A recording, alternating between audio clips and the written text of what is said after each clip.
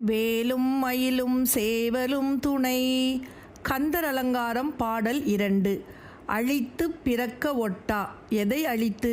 தீவினைகளை அழித்து பிறக்க ஒட்டா, மீண்டும் பிறவி எடுக்காமல். அயில் வேலன். அயில் என்றால் கூர்மையான என்று பொருள். அயில் வேலன் கூர்மையான வேலினை உடைய முருகப்பெருமான். அழித்து பிறக்க ஒட்டா அயில் வேலன், தீவினைகளை அழித்து மீண்டும் பிறவியெடுக்காமல் காக்கும் கூர்மையான வேலினை கொண்ட முருகப்பெருமான். கவியை அன்பால். முருகப்பெருமான் கவி எது? திருப்புகழ். முருகப்பெருமான் கவியை அன்பால், திருப்புகழை அன்பாக எழுத்து பிழையறக் கற்கின்றீர்.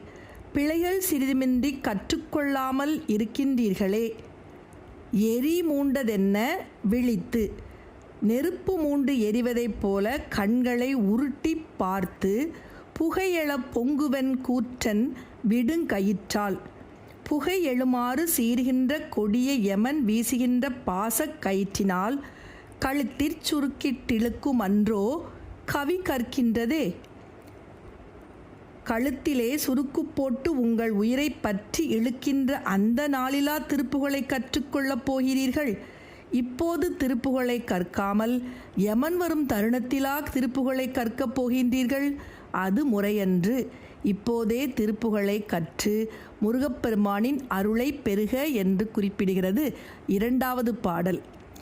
அழித்து பிறக்க ஒட்டா அயில் வேலன் கவியை அன்பால், எழுத்து பிழையற கற்கின்றீர்.